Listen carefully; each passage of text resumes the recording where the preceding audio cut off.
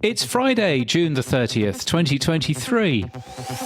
The last word in podcasting news. This is the Pod News Weekly Review with James Cridland and Sam Sethi. I'm James Cridland, the editor of Pod News. And I'm Sam Sethi, the CEO of Podfans. In the chapters today, a Stitcher closure in time saves jobs. Acast launches host-read ads. Twit switch away from Spotify. Podcast trends too. Can value for value cross the chasm to mass adoption? And also... Hi, it's Naomi Mellor here, co-founder of the International Women's Podcast Awards. Thanks so much to Pod News. I'll be on later on chatting about this year's awards, entries and everything else you need to know. She will. This podcast is sponsored and hosted by Buzzsprout. Last week, 3,261 people started a podcast with Buzzsprout. Podcast hosting made easy with powerful tools and remarkable customer support, and now AI to help you publish your show. And by Pod News Live in London this September. Tickets are available now at podnews.net/live. From your daily newsletter, the Pod News Weekly Review. So, James, let's kick off with Stitcher, a closure saves jobs. Well, it's just a pun on a stitch in time saves time, really. Yes, yes, thank you. Thank you for that. That was really easy to read. Yes, early morning tongue twister for you. But Stitcher Radio, as it was once called, is one of the oldest podcast apps. It was founded in 2008, before even Apple's App Store even existed. And Stitcher, sadly, will close on August the 29th. Come on, what's going on with Stitcher then? Why have they closed it? Well, you know, it's almost quite sad. So I posted earlier on in the week a full history of the app. It is, as you say, one of the oldest apps. It was founded in 2007. Wikipedia says 2008. Wikipedia is wrong.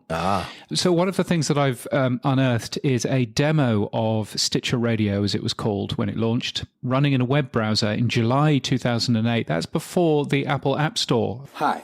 We're Stitcher, and we want to show you how easy it is to use our personalized internet radio. You know, I don't feel particularly impressed at my UX on the websites that I do, but it's way better than the pretty dreadful UX that Stitcher was originally. Wow, gosh. When you're finished listening, just press done at the top left corner. But it was a news-based internet radio service, basically. It then started incorporating podcasts as well. It did a ton of things that were really bad for podcasting. It was adding adverts all over the place, not sharing any of that money, of course, with the creators, but also it was doing an awful lot of caching and re-encoding of the audio files. Now, I have to say, as a listener, that was super helpful because we were all running, you know, old, useless mobile phones at that point. And I remember driving around the country in the UK, listening to Stitcher Radio and listening to a relatively poor sounding version of the podcast that I used to listen to a lot. But of course, it was downloading much fewer amounts of data, and therefore it worked quite well in the car. And they ended up being in 50 different cars, which is quite a thing. But yes, it is going away as of the end of August. Which a lot of people are quite sad about, actually. I mean, I've never used the Stitcher app, I'll be honest, and so I can't say I'm going to miss it. But I'm more interested in, James, why have Sirius, the owner of Stitcher, done this now? Why now, and what are they thinking they're going to gain from closing it? Well, so what they want to do is they've got the Sirius XM app, which is their flagship app, which is undergoing a redesign. It's going to have a brand new look and feel towards the end of the year, and they obviously want to push as many people to that as possible. Basically, listeners are either going to be encouraged to use the Sirius XM app or the app from Pandora. Now, you and I don't live in the US, so therefore, actually, we won't be able to use the Sirius XM app, nor will we be able to use Pandora, because neither of those are available outside of the US. So, bit of a waste of time, really, because essentially Stitcher will go away and we won't be able to use either of the company's two replacements. But I don't suppose that the company cares about us particularly much.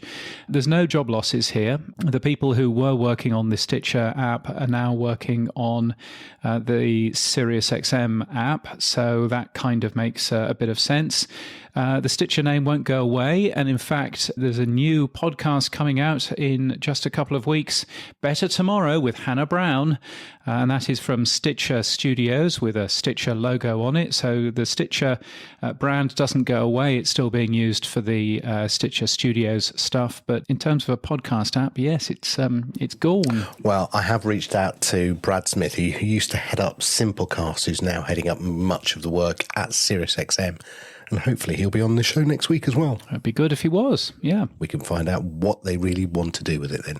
Now, you also mentioned that, and I can't remember this, and it seems only last week, so a similar podcast app from a similar company, Acast, closed in March 2022. Now, that passed me by. Did we even talk about that? I think, the plan with these apps, with Stitcher and with Acast, was that they were going to hide things behind a paywall. But it's actually better and rather easier just to rely on things like Apple Podcasts and indeed, Acast Plus and those sorts of services rather than the complication of running your own app. So Acast closed the Acast app last year, and they basically said, look, we believe in open podcasting. Why on earth would we run our own app? And I think that's a pretty good view to have. And certainly, what Stitcher have said is that the reason why their ad business is doing so well is that their podcasts are available everywhere. So they're basically saying, there's no need for us to have an app, so we might as well close it. Acast still do run an app. They still run Radio Public, or at least they are kind of half running that, because while the Radio Public app is available on Android, I did notice that it's no longer available on iOS. So if you have a toy phone, you won't be able to use it. And I'm not quite sure why that is. And I've pointed that out to the good folks at Acast, and that seems to have come as a surprise to them. So not quite sure what's going on there. But the one thing I would say about the Stitcher app is that it was at one point the number one app on Android, the number two app on iOS. The last time we looked, it was about number 6 or number 7, but it only had 1.3% of the market. So really wasn't very, very big towards the end, and it was losing quite a lot of users. So I think people are just, getting used to using either Apple Podcasts or Spotify for their podcast playback. So now I don't have a Stitcher app, or I never had one, but if you did have a Stitcher app, what would you recommend people do next, James? So I think that Stitcher is being used by old folk who fear change. That's what I think is actually happening here.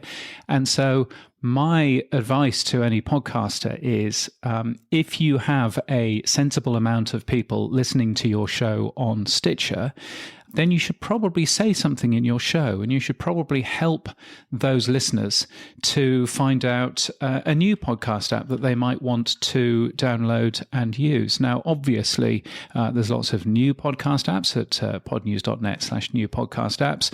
But if I was going to recommend something that was quite similar to Stitcher, then I guess on iPhone, I would recommend the Apple Podcasts app, kind of. And on Android, I would probably recommend the AntennaPod app or Pocket Casts. Pocket Casts is freemium, but you do have to pay if you want to use all of the features. And it's a very good app. If you want a free app, though, AntennaPod is completely open source and is a really nice app. So worthwhile giving that one a go. But I think it's just worthwhile, if you do have a lot of users on Stitcher, it is worthwhile just letting them know about that, because I think it's important just to hold people's hands, I think, there. Will it be missed, James? It seems it's a sensible decision to close it. It doesn't seem like it's many people going to be using it. No, I think it's a sensible, for this show, by the way, 0.51% of all downloads in June were from Stitcher. So, so not a whole lot. To be honest. But I think it is a loss. It's a big name that was once, as I say, a number one podcast app on Android. And so I think from that regard, it's very sad when you see some of the, original OG brands going away in terms of podcast apps. Well, anyway, let's move on. Acast has launched a self-service podcast advertising platform for host-read advertising, in addition to pre-recorded ads.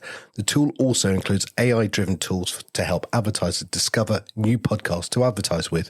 What have they done, James? Yeah, this is pretty cool, actually. It's a self-serve podcast advertising platform, so it means that anybody can jump in and buy advertising across the Acast network, more than 100,000 shows on there. But this is the first time that they have made what they rather confusingly call sponsorships, but what the rest of the world calls host-read advertising. You can pop in and buy those from their self-service portal, alongside the pre-recorded ads that you've always been able to buy in that way. So pretty good news, I think, if you're an Acast creator. What the tool also allows you to do is it's got some AI. It's got some AI, which means that advertisers will find new podcasts to advertise on, because they'll be matched up with additional shows. And I think that's one of Acast's problem, and frankly, one of everybody's issues, is that there are a couple of really big shows that everybody wants to advertise on, and then nobody really knows about the long tail. And I think if Acast can manage to monetize the long tail, then they should do pretty well, given that they've got a quite fearsomely long tail, if you see what I mean. So yeah, I think it's a clever plan. Well done, Acast. Now, Twit, which is owned by Leo Laporte, is switching away from Spotify. The company is now using Buzzsprout and is testing Libsyn's AdvertiseCast instead of Megaphone.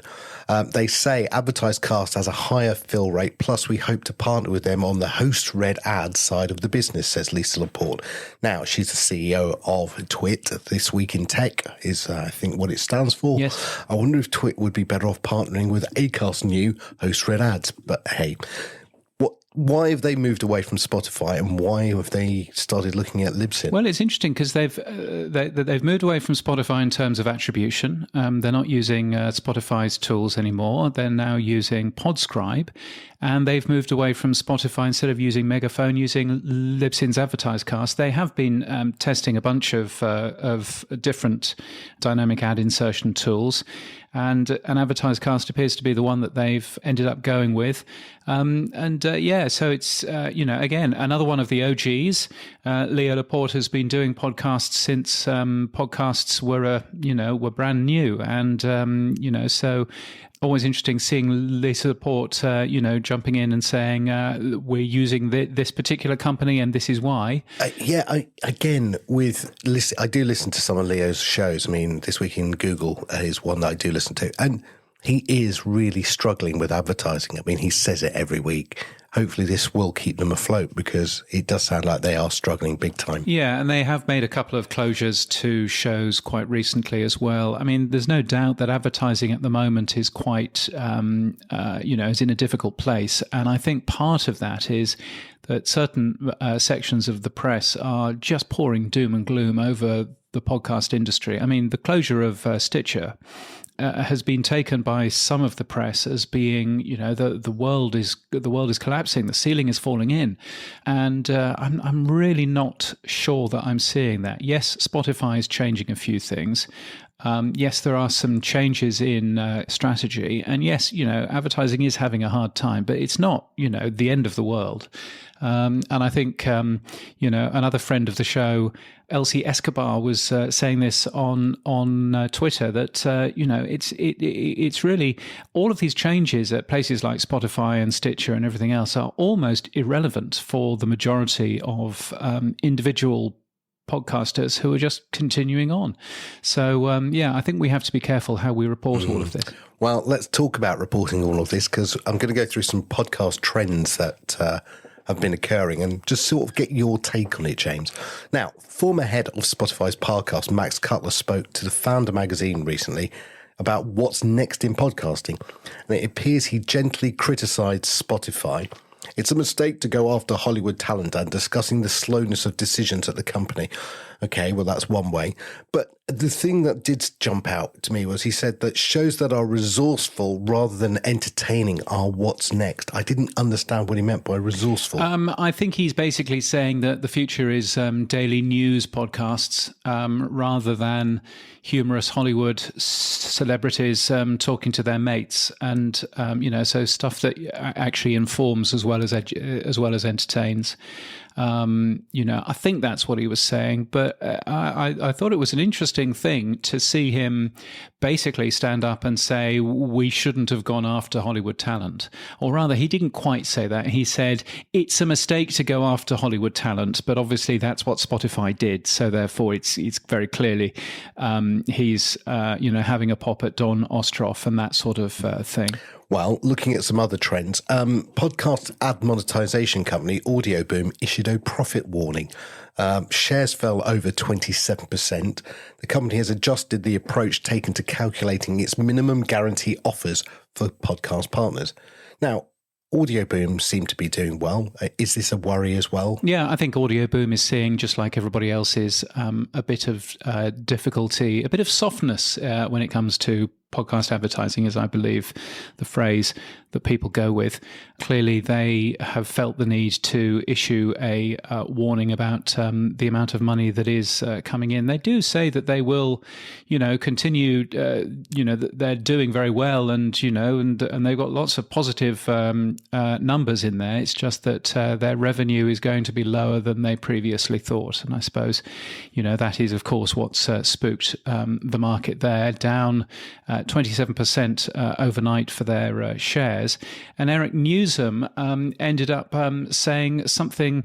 He has taken a good look at the PodTrack data, and he reckons that the average monthly audience for individual shows in 2023 is half of what it was in 2019.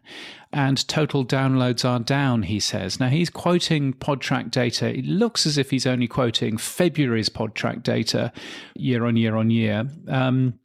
But he reckons that because publishers are pulling back on new shows, that's actually harming the podcast industry, because it's the new shows that drive more downloads, because people go and check them out and find new shows to go and have a listen to. He reckons it's a bit of, self-harm, that they're actually damaging their own business by pulling back on new shows. Really interesting newsletter that Eric ended up putting together. I'm not wanting to be the merchant of doom, but new statistics show for value seem to show that while the amounts of sats being given to podcasters is growing, the number of people using it has fallen over the past 3 months. Who put this data together, James? Well, this data actually comes from the Podcast Index itself. And to be fair, it's data that shows the 1% that Podcast Index gets. So on Podfans, for example, automatically 1% of all of the support for podcasts goes to the Podcast Index, because you're a very nice man, and 1% to Pod News, which is even nicer. So thank you for that. You're very welcome. But also there are a bunch of other apps that are giving 1% to the Podcast Index to help run that. Now, that means that they have a bunch of stats, and some of the stats are really good. So sats per sender, the amount of money that each individual person is giving, is going up, is on the increase, which is nice. Sats per transaction is going up as well. Transactions per sender is slightly going up.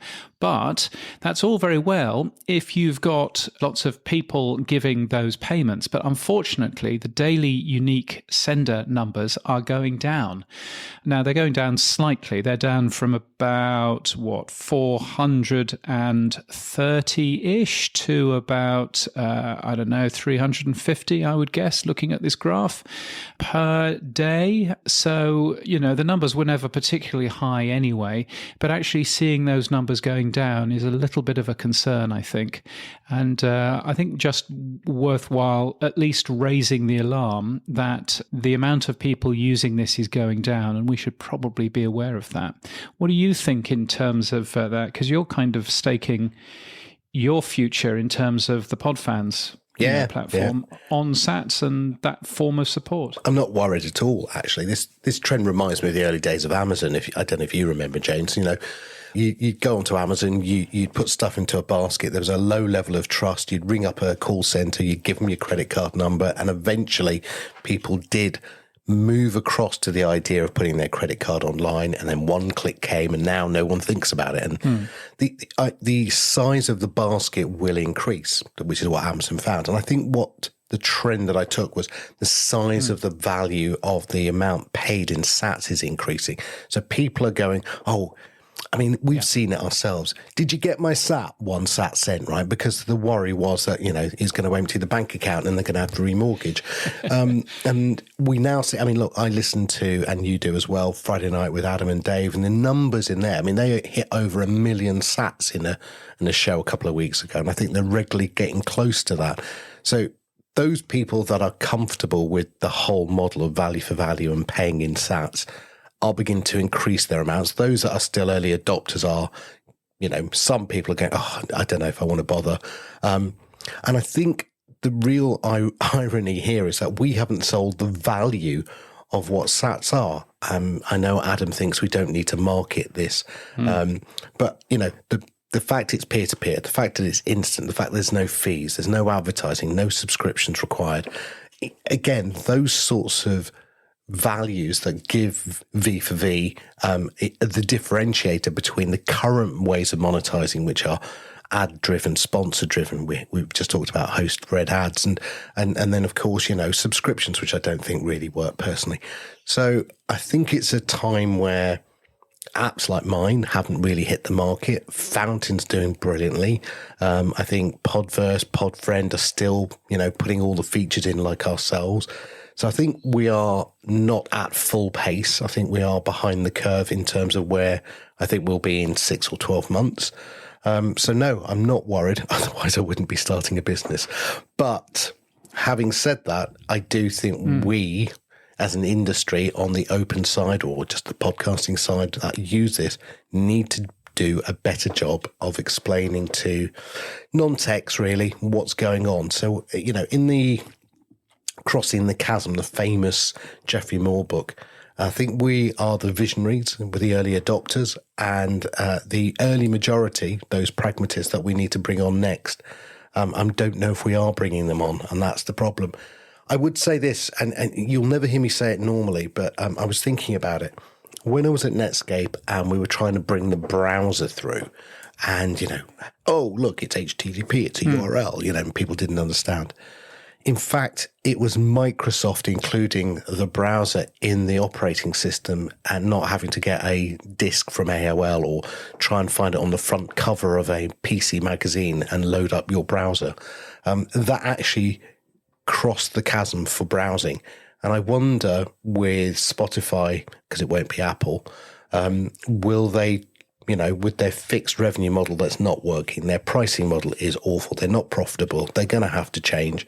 Will they be the company that adopts value for value that jumps us across the chasm into the mass adoption? Yeah, well, there's a question.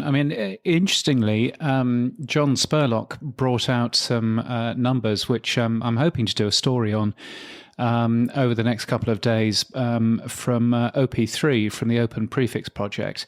He looked at all of the downloads that was going on in the podcast marketplace in May. Now, this is 2 OP3 enabled shows, which are relatively geeky, relatively new podcast apps, are consuming them. But Fountain is a top 10 podcast app on both Android and on Apple. Podverse is number 5 in this list for Apple users, well done, which Mitch. is great. Number 12 for Android users. So, there's definitely something going on here. Castomatic as well doing relatively well for toy phones. So I think that there's definitely something going on here, certainly in terms of the OP3 universe of quite geeky shows. Yeah, I mean, I do hope that it's getting there. I would say, and perhaps we'll come back to this a little bit later, but I would say that, I think half of the problem is that it's all tied in with Bitcoin and sats and all of that stuff. That's a real leap of faith. Whereas if it was using fiat money, then I think it is at least easier to explain to people how the thing works. Put $5 in here, and we'll share it with your favourite shows. Wasn't there a company who tried to do that though, James? There was, yeah. I'm trying to remember its name. A nice man called Pete ran it. But that seemed to go not very far as well. But I think if you were to tie in both the Bitcoin stuff and but also add some fiat money on top of there, I think that may be the way of going. So actually, you can pay directly with Bitcoin if you want to, or you can leave all of that complication to the app. And the app deals with all of that, and you just give it some pound sterling or some US dollars or whatever. Yeah, it might well happen. Other similar trends that were from that same data set, which I thought was quite interesting, was a significant increase in the use of the value block within podcasting, the use of funding, transcripts and chapters. So people are beginning to start to use it. I would say, I'm not really bashing hosts, but clearly I am bashing hosts. They need to adopt some of this stuff faster so that their customers can actually use it. I mean, you and I adopted the pod roll, I think literally the day after it was announced, and yet I still see no host implementing something as simple as the pod roll. That would just be another way of just bringing people into discovery of new podcasts. Why are they so slow? I mean, yes, exactly. And it could be that you end up with some podcast apps actually beginning to be hosting companies, because being a hosting company, frankly, isn't that complicated. The complicated stuff is the support and everything else surrounding it, but the actual tech of being a podcast hosting company is not difficult. And actually, that way, if they were to do that, I mean, Spotify's already doing that, and that way they can actually do some more interesting things with some of their tech. Spotify only yesterday talking about how many people are using video podcasts, or what they're calling video podcasts at least, is now more than 100,000 video podcasts on that platform. And the reason why that works on Spotify is that it's a proprietary thing on Spotify, because it works much better than the Apple Podcasts equivalent, where you have to have a separate RSS feed, which is just confusing and just clogs the directory up. So, perhaps we'll see podcast apps becoming hosts as well for, some of those shows that actually want to enhance their shows in that way. Now, in the podcast journal this week, James, you had some other trends that you were highlighting. What were they? Yeah, so this is the Podcast Business Journal, which comes out every single week, and this week has a really interesting interview with two people who are working on podcasts for aeroplanes. There's a bunch of different podcasts available on your in-flight entertainment, and if you've ever wanted to get your podcast available there, then it's a great interview for you. But anyway, what the Podcast Business Journal at podcastbusinessjournal.com also has is it's got a bunch of data around podcast creation, and that data is quite worrying, because the amount of podcasts being actively updated are declining. It's declined by over 3% in the last 3 months. And again, I'd love to give positive stories, but actually the amount of shows being made appears to be going down, which is a bit of a worry. Yeah, let's not be doom mongers. Actually, Cara Swisher on Pivot did say all about the Hollywood decline and all of the advertising decline. She said, podcasting has been given back to the podcasters, which I think is quite true. Yeah, no, I can well see that. And I think we also shouldn't forget, of course, that in the wider world, outside of our own bubble, interest rates are at an all-time high. If you have a mortgage on your house, you're having to pay thousands and thousands more every single year.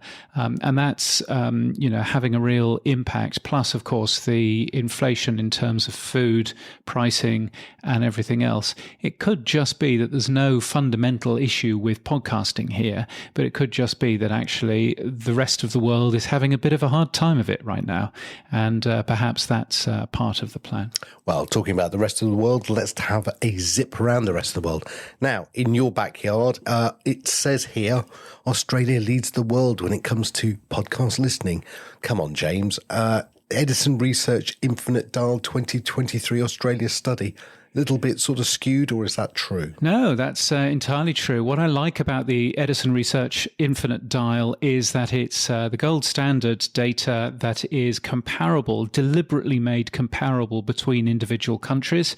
It comes out in the US, Canada, the UK, Australia, New Zealand, and you can see that Australia now has the highest figures ever. Now, it used to be 4 or 5 years ago that Australia was trailing the US by a couple of years. Now Australia seems to be consuming podcasts even more than Americans do. 43% of Australians listening to a podcast every month. That figure for the US is 42%, so it's 1 percentage point higher. A third of Australians listening to a podcast every week compared to the US is 31%. Very good, exciting figures coming out of this country. Also, they asked which platform listeners use most often for podcasts. And Spotify's number one with 34%. YouTube, Don't Eat Me, Todd Cochran. Don't Eat Me, Todd Cochran. Number two with 24%. Of course, that doesn't have any podcasts on it.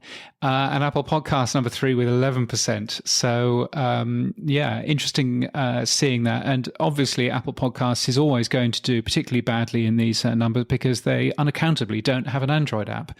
And Android has about a 52% share in this country. And so, therefore, Apple Podcasts will always be doing relatively badly in comparison to Spotify and to YouTube. One day they will realize this and start launching an app for Android. I mean, they're not stupid, clearly. But anyway, that's going on here in Australia. In New Zealand, there was exciting legal stuff where a takedown order was made against a true crime podcast called The Trial, which is about a trial which is still going on. And rather astonishingly for somebody that grew up in the UK where that's very illegal. Anyway, that takedown order failed. It's the first time that a takedown order has been sought against a podcast in the country, and there's going to be a retrial for this particular trial, which I'm not going to talk about because it's a trial which is going on. But that trial is happening on August the 21st. But you can hear the extra shows that were threatened in The Trials podcast feed, if you're a fan of that. A couple of other interesting things. There's some new research that's come out from Spain, which says that everybody loves podcasts, basically. 97% of listeners say their perception of a brand improves or remains positive when it is advertised in a podcast. Say Acast. Well, they would say that, wouldn't they? But actually, this was some other research that Acast paid for. Another piece of study that came out of Spain from a university there looked at a bunch of original podcasts to discover that more than 2/3 of them were hidden behind a paid subscription wall. So Amazon Music, Audible, Kuonda, iVoox, Sonora, Podium, Podimo, an awful lot of paid-for podcasts in Spain, seemingly. So some really interesting stuff there. Podimo seemingly doing very well because they have a recording studio in Madrid. Acast is doing some stuff in Denmark with a podcast studio called Podster, which is very interesting, which is taking shows which have been successful in other countries and translating them into different languages, which is nice. And in Singapore, MediaCore, which seems to own all of the media in Singapore, they're holding a podcast talent hunt competition. There's a $5,000 $5,000 top prize, which sounds very high, but it's 5,000 Singaporean dollars, and therefore is not very much. How much is that in Great British pounds? It's just under 3,000 pounds, so not particularly great. Hey, but anyway, hey, don't sniff at it. I only failed to qualify because of my age. Otherwise, I would have been entering. Yes, because it's only for people aged 15 to 25. So you're just on the top end of that. Hey, damn. So there we go. Anyway, that's around the world, and there's quite a lot of entertaining jobs, including a change of job role for Daniel Ek. This is interesting. Yeah, I spotted this on Twitter yesterday. He was saying, at Spotify, I've had the same title for 17 years, but I'm on my 8th or 9th job. My current iteration shares more of the leadership role with a couple of people within Spotify, taking on a lot of the day-to-day work. Yes, he's moving over to a more strategic role, which we heard a little while back. And he was just pinging out to his Twitter followers to say, how many jobs have you had while running your own company? So, yeah. Daniel's moving into a different role. Yes, or moving into, or has already moved into, by the looks of that. May well be. Maybe all of the reduction in the Hollywood exclusives is down to Daniel. Maybe that's his new strategic role. Yeah. Well, it's interesting. I mean, he's still obviously the CEO, but he seems to be doing a different role. What else is going on? NYPR, which is the owner of WNYC Studios, they are getting rid of bonuses for the leadership team this year. They won't be taking any interns either, and they will be doing more cost cutting to come, according to an internal email which Sky Pillsbury's The Squeeze has seen. Sky Pillsbury, of course, was on this show a couple of weeks ago, if you want to go back and take a listen to that. There's a new boss in the UK for the Radio Academy, which is the kind of charity for the radio and audio community that helps, push things forward, runs awards and everything else. It's the first woman, the first person of colour. I believe her name is pronounced Aradhna Tayal Leach, but I may well have got that hideously wrong. But really good to see somebody that isn't a middle-aged white bloke in charge of that organisation. I used to be a trustee of that, which is nice. And there's a new CEO, isn't there, at Libsyn? Yes, there is, James. He's John W. Gibbons. He's been appointed the interim CEO for podcast hosting at Libsyn. He joined the company back in January 2022, and he was previously CEO of Pocket Cast. In fact, I just looked online at LinkedIn at Pocket Cast. He's still listed down as their CEO. Maybe they want to change that.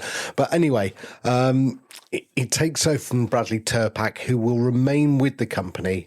He's got a significant stock investment. And the good news, James, is John is going to come on the show next week and tell us all about his new role and what their plans are for Libsyn. Excellent. I'm looking forward to that. And if you're looking for a job, Pod News has podcasting jobs across the industry and across the world. They're free to post. It'll just take 2 minutes to add a new role. podnews.net/jobs is the place to go. The tech stuff on the Pod News Weekly Review. Yes, it's the stuff you'll find every Monday in the Pod News newsletter. Here's where we do all of the tech talk, all kinds of new and exciting things going on. Veritonic doing audio attribution, joining Magellan AI and Podscribe in doing that. There's a new tool called Scribbler, which produces summaries of podcasting and stuff like that. But value for conference speeches, Sam. Yeah, Adam and Dave are presenting at the Bitcoin 2023 event later this year in Amsterdam, and Adam's very keen to show the value time split tag, which is a way of injecting music, in this case, into your value block for a short period of time.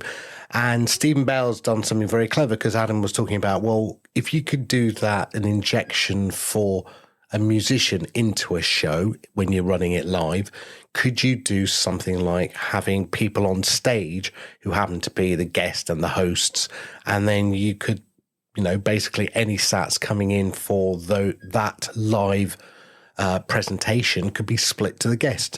And they demoed it last week on the Friday night show with Adam and Dave.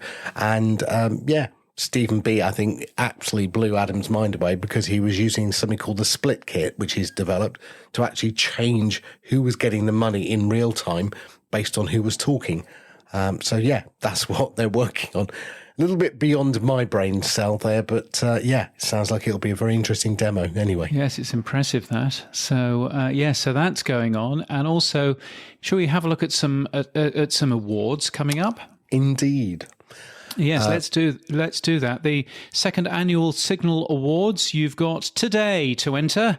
If you haven't entered by the end of the day, then tough. But those are going on right now. There is also the People's Choice Podcast Awards. The nominations are opening on Saturday, July the 1st. If you register, you can take part in that. It's the 18th year for the People's Choice Podcast Awards. It's run by Todd Cochran. And it honours podcasters globally in 30 categories, which is very cool. The British Podcast Awards has also opened voting for its Listener's Choice Awards, and you can vote for any podcast, even this one. So you can do that if you like. I would vote for something, more deserving, but who knows? maybe that's a thing. There goes that one vote. Yeah, yeah, exactly. The Independent Podcast Awards have been announced in the UK, and you can enter now for those. The awards will be held in London on October the 12th, and the Podcasting Seriously Awards Fund can help if you find it difficult to enter. And this year's International Women's Podcast Awards will be hosted in London on Monday, the 6th of November 2023. The entries are open now, and you've got until mid-September to enter. What more can you tell me about this, Sam Sethi? Well, I reached out to the organiser, the wonderful Naomi Mellor.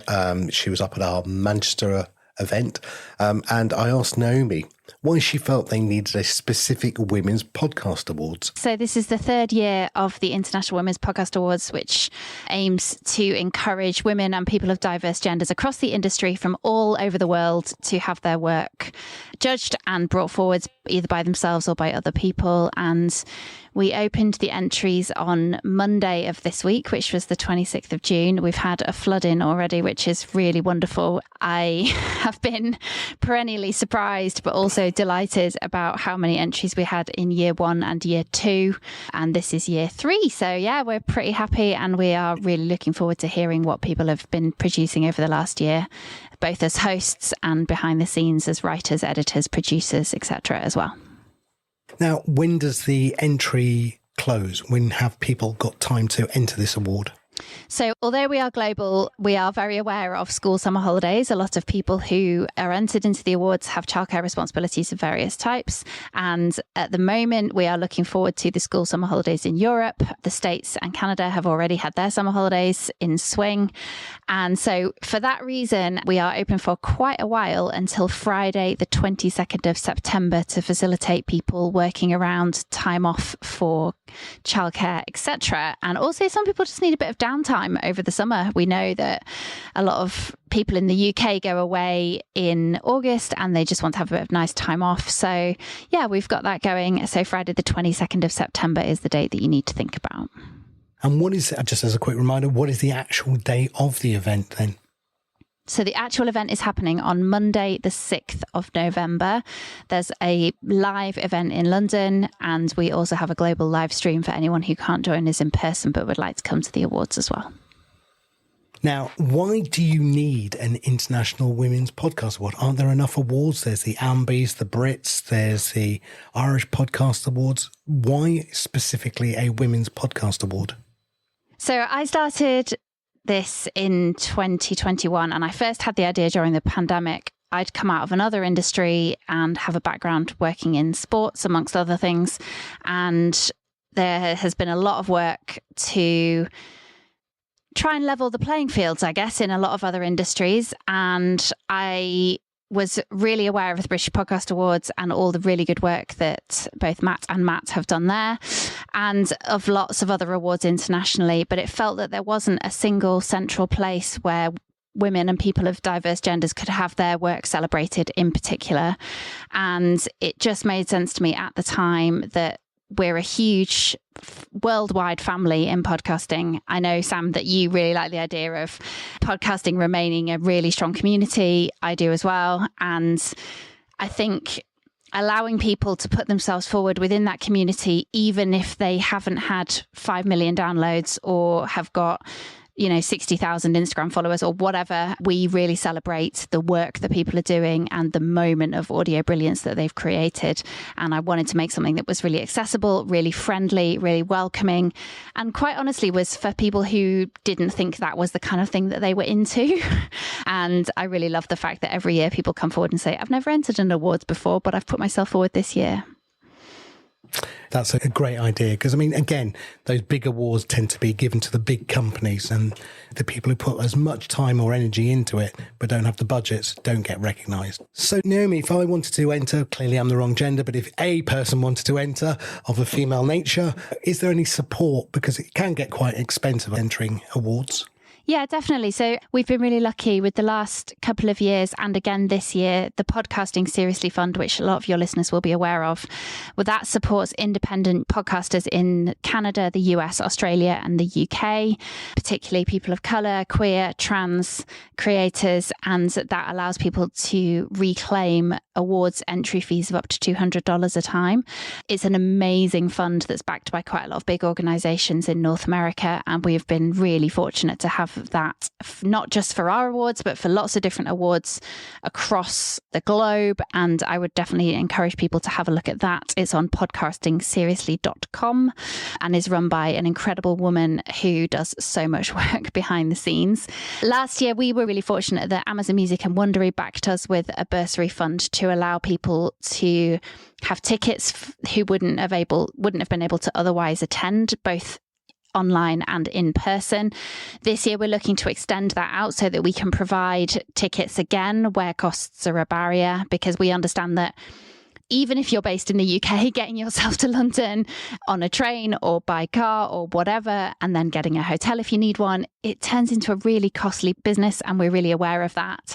And equity is something that's really important to me. And for me, part of that is funds being a barrier to people. And I don't want that at any point for this awards. So yeah, we are hoping to, again, provide help for tickets, both online and in person. One of my other strong aims is to be able to provide help for people to enter as well. Obviously, the Podcasting Seriously Fund is there, but outside of that, we really want to be able to help people ourselves and have a bursary available for that too. So watch this space on that one, Sam. We're getting there, and we will be able to have some announcements coming to you soon. Now, I note that you haven't got all the categories for this year.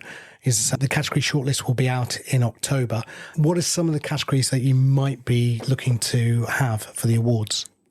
Yeah, so we have quite a small number of categories. We've only had a maximum of 10 for the last couple of years. And there's various reasons for that. But partly the first year that I decided to start this, I'd been to a very long awards show. And I was like, I don't want a long awards show.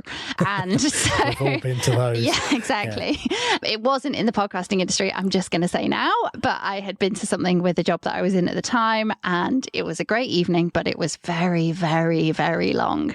And I was kind of like, we're just going to have just a small number. So we had 8 in year one and 10 last year, categories wise. We'll be having 10 or 11 this year.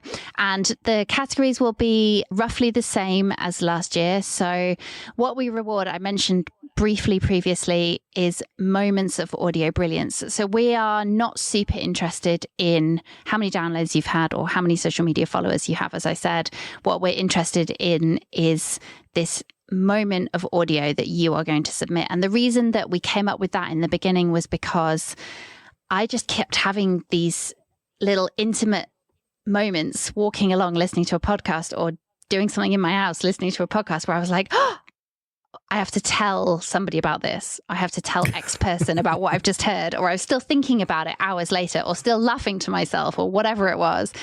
And so that was where that idea came from. And this year we are having 2 new categories, one of which is related to storytelling, and that can be around fiction or non-fiction. interview, panel, whatever it is. The other thing about our categories is I should say they are quite open to interpretation. So we tend to get quite a lot of variety in each one, which is amazing.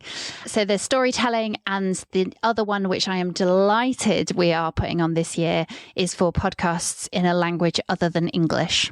And we've got a section of the judging panel who are going to be solely looking at podcasts that are produced outside of the English language.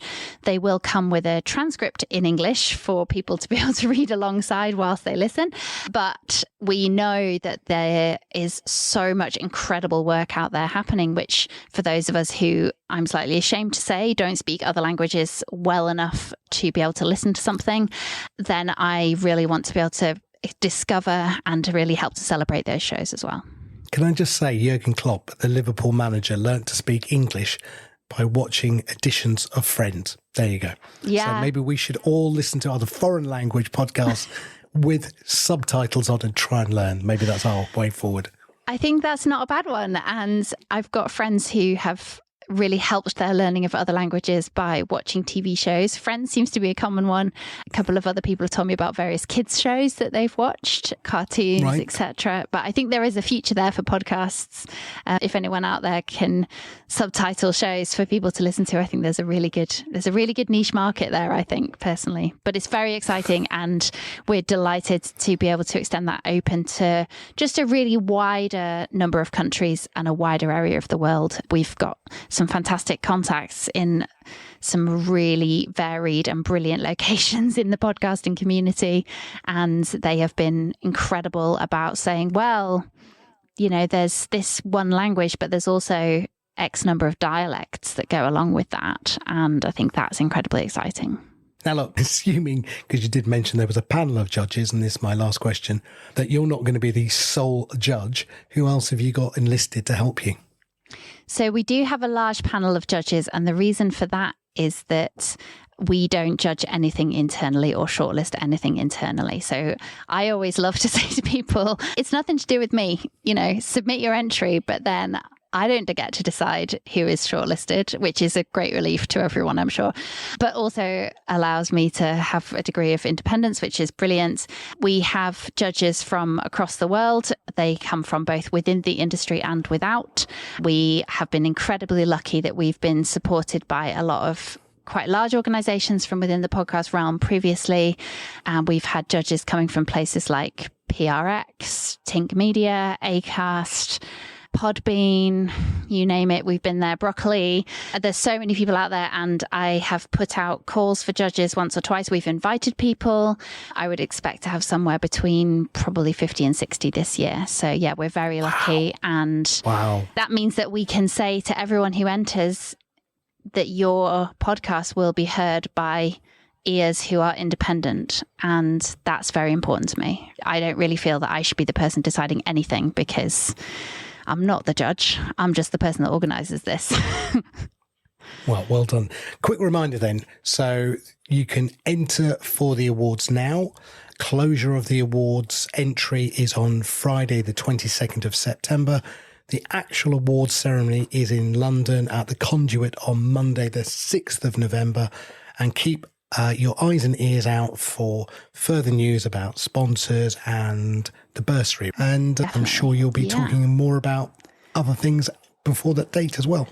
I will. And the one final thing I'm just going to add, Sam, is that you can nominate other people. And so we get a lot of really amazing allies from across the world saying, well, I can't enter, or I don't want to, but X person who works with me or I know has done an amazing show, let me put theirs forward. And that is a really big privilege. And it's also a really amazing thing that we've seen growing over the last couple of years as well. Naomi Mellor, thank you so much, and well done for putting on the awards. Thank you, Sam. It's been lovely to chat. Naomi Mellor from the International Women's Podcast Awards. Things and events going on include the podcast movement in Denver in August, which I'm going to, looking forward to. Acast, the Arkansas Podcast Festival in September. Podcast Day Asia, September the 6th in Kuala Lumpur in Malaysia, which I'm going to as well. There's the London Podcast Festival in early September as well, which is always good to end up going to. And of course, Pod News Live in London, happening on the 27th of September. We would love to see you there. It's the day before the British Podcast Awards. Who are some of the speakers for that, Sam? Well, we've got Ross from Acast. We've got Dino Sophos from Persephonica. We've got Jack Davenport from The Rest is History and the Rest is Politics. We've got Jake Warren from Message Heard. We've got speakers from Listen, from Chalk and Blade. I mean, the list is pretty impressive, actually. Excellent. And our big surprise speaker, is he still? He or she still, It's in negotiation. I will reveal that one to you as well, James. I'm not going to jinx this. We've got an 80% thumbs up. 80% or 18%? Well, no, 80. I mean, it is positive. It's very positive.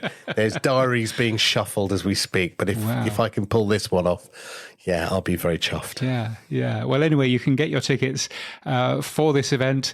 podnews.net/live is where to get your tickets for that. podnews.net/live would be a good thing. And there are more events, both paid for and free, at Pod News, virtual events or events in a place with people. podnews.net/events is where to go. Boostergram Corner on the Pod News Weekly Review. Oh, it's our favourite time of the week. How excellent. And yes, we've got a bunch of sats, haven't we? Yes, we have. Gene Bean said, best of luck on podcast validate, verify, authorise, whatever it will be. I think we're going with verify. He's saying claiming a podcast on Conshacks is another place that would benefit from this. And he sent us 4,096 sats. I think all the podcast apps would benefit from this. James, you were talking about how you've just had to do it through Apple and it's a pain. And it is a general pain when you have to claim a podcast, and nobody really wants to do it on 15 directories. But if all you had to do was click one button and it happened, it would make it so much quicker. It would, absolutely. So, yes, as Gene Bean says, best of luck on that, if you can get that working. Bravo, James, bravo. Now, I do know who this came from, but I've forgotten. Anyway, that was to do with me being rude about Joe Rogan. So there you go, 10,000 sats from there. So thank you, anonymous person. And... And talking about that, Scott, thank you for 1,420 sats. Wow, what a hateful man you are. I love to see Joe Rogan piss you off so much that you act like this, a little child. Well, thank you for the sats, 1,420 sats that you've just paid me for that. That's very kind of you, Scott. If you're gonna, exactly. Exactly. If you're going to slag me off, give me some money while you do it. Yes. Dave Jones sent us 20,000 sats. Thanks, Dave. Thanks, Dave, for the interesting word. Interscene battles over terminology is the spice of life.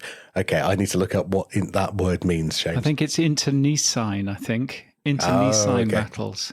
Yes, but I think that relates to the Todd Cochran, Rob Greenlee spat last week of basically Todd shouting over Rob for 3/4 of an hour on what a podcast is. Don't eat me, Todd Cochran. Don't eat me, Todd Cochran. I think that's quite a thing. He doesn't listen to this particular show, clearly, because otherwise I'm sure he would have mentioned my little jingle. But still, what else have we got? Kyrin from the Mere Mortals podcast. Very kind of you, Sam. The first episode of season 3 of the Value for Value podcast should be out now, which will be a more digestible form of that long episode I did. He says, lots of luck with getting the verify tag through. And a row of ducks, 2222 sats. And he also says, what the hell went into your sink, James? Exactly. I also like to pour super glue down there, but I normally stop at 1 or 2 bottles. I'll tell you what it was. It was you can get this fiber dietary supplement, which is just like basically husks of some plant or other, which we got for the dog. And we got about halfway through, and then it started going bad, and it got bugs in it. And so my wife decided she would throw it down the sink. What we didn't really appreciate, and what she certainly didn't, is that of course it expands to about 4 times its size, and then bungs everything up completely. So it was quite a thing. So yes, 2,500 later. Yes, it's an expensive thing. And Matt Cundle, all the way from Canada, 5150 sats, which must mean something. A great episode, and enjoyed hearing Sky Pillsbury as a guest host the other week. Yes, she was excellent. She even did the whole recording in a pillow fort thing, and she put a duvet over her head. And I said, we don't need to worry about that. You've heard the show before. We don't need to worry about any of that. Yes. But she was super good. So hoping to have her back on relatively soon. You're actually off in a couple of weeks, aren't you? You're going on a dog holiday. So I understand. Yes, gladly. Make sure you get that right when you said it's a dog holiday, not a dogging holiday. Yes. Just make sure that gets out clearly. Yes. Wow. Yes. No. Yes. And on that bombshell. Exactly. No. Yes. Every year we take the dog down to Cornwall because then we bugger off to Italy or wherever in the world and we leave her with our friends. So yes, she gets her own little dog walking holiday. So we're off down to Cornwall. Her own little dogging holiday. Well, that's a lovely thing. I don't think the Americans know what that is, do they? I think it's an English term. It is, yes, and we shouldn't let them know. I think it's an English term. If you're an American, don't Google for dogging. Okay. No. Don't do that. That would be a mistake. Exactly. If you get value from what we do, the Pod News Weekly Review is separate from Pod News. Sam and I share everything from it. We really appreciate your support so we can continue making this show. If you want to, you can become a power supporter at weekly.podnews.net with money. And if you want to support us with sats, of course, then new podcast apps are the way. You can support us with those sats by hitting the boost button in your podcast app, and that would be a lovely thing. And we have a new supporter at weekly.podnews.net, Daniel Lopez. Daniel, thank you so much for your $5 a month. Much appreciated. That's a super excellent thing. You are an IT professional interested in technology, science and rock music, according to your website, which is all very exciting. And I'm trying to work out where it is that you are in the world. You're in Mexico. Excellent. Well, we might see you later on this year when Pod News Live comes to Mexico. So who knows? But thank you so much for joining. That's much appreciated. Now, what's happening for you this week, Sam? Well, today is my daughter's prom date, so I'm going to have a house full of 18-year-old teenage girls and boys. And then they have you hired a tent? No, not this time. No, they're just going to drink themselves stupid in a pre-drinking session and then go down to the organised event. So nice. My job really is to supply alcohol and then be a taxi driver this evening. So yes, exciting job. Oh dear. Two really good podcasts I highly recommend people listen to. I listened to my old boss Mark Andreessen on the Lex Friedman Show. It's a 3-hour podcast. Proper long. He talks about AI, the future of the web, but he also does a really brilliant in-depth history of the web, considering he built a lot of the early stuff. And then they just go on and keep talking about various interesting hot topics. So highly recommend it. Look up Lex Friedman's interview with Mark Andreessen. And then the other one is also, and I don't know why, it just happens to be the A16Z Network podcast. Talks about network effects, moats, and Web3. And when I first listened to it, I was like, oh, not Web3. I'm not really that interested. But actually, Scott Duke Comneers, who's a professor at Harvard, who's the guest, talks about NFTs, but he talks about in the same way, if you applied podcasting to it, the way that you can have co-opetition. So if you look at the way that Fountain, Pod versus Pod Friends, Pod Fans compete, but also work together. Again, the use of open source, if you look at what the namespace is doing. So it has a lot of relevancy to what we're doing in the podcasting industry. So it's called Network Effects, Moat, and Web3. They even talk about something called vampire attacks, which is a new theory of blood sucking from platform competition, which is really worth listening to, I promise you. James, so what's happened for you this week? Well, I have been all alone all week. The rest of the family are in Fiji, soaking up the sun in Fiji on a beach holiday. So why aren't you with them? I'm not with them because A, I'm looking after the dog, and B, my idea of a holiday is not lying by a beach. It drives me crazy. So no, not doing any of that. So I've had a nice quiet week. My plan was to do lots of coding. And to fix some of the technical debt that I built myself 5 years ago, the actual output of that has been nothing of that at all. So there you go. But I've put some shelves up, so that's good. So that's been nice. And also, and I mentioned this earlier a little bit, but it was lovely to see you becoming a supporter of the Pod News Daily newsletter. By giving 1% of all podcast support to the Pod News Daily and a further 1% to the Podcast Index within the Podfans app. So thank you so much for doing that. Much appreciated. That's a real help. Have you started to see them come through yet? That's the main thing. I am seeing a few coming through, yes, which is nice. So every so often you see some Podfans payments. You will start to see lots more, which hopefully then, if we can push this forward in the way I'd like to think we can, hopefully will help you, James, and Adam, for doing all the great work that you've done. So I'm building on the shoulders of giants, the pair of you. And also we've given 1% to the guys at Olby as well, because I think, again, they've done some amazing work. So they're indeed. The three partners. Indeed. No, that makes a bunch of sense. Well, thank you so much for that. And that's it for this week. You can ask James and I questions using email to weekly@podnews.net or send us a Boostergram for feedback. If your podcast app doesn't support Boost, then grab a new app from podnews.net/new podcast apps. Yes, our music is from Studio Dragonfly. Our voiceover is Sheila D, and we're hosted and sponsored by Buzzsprout. Podcast hosting made easy. Get updated every day. Subscribe to our newsletter at podnews.net. Tell your friends and grow the show. And support us. The Pod News Weekly Review will return next week. Keep listening.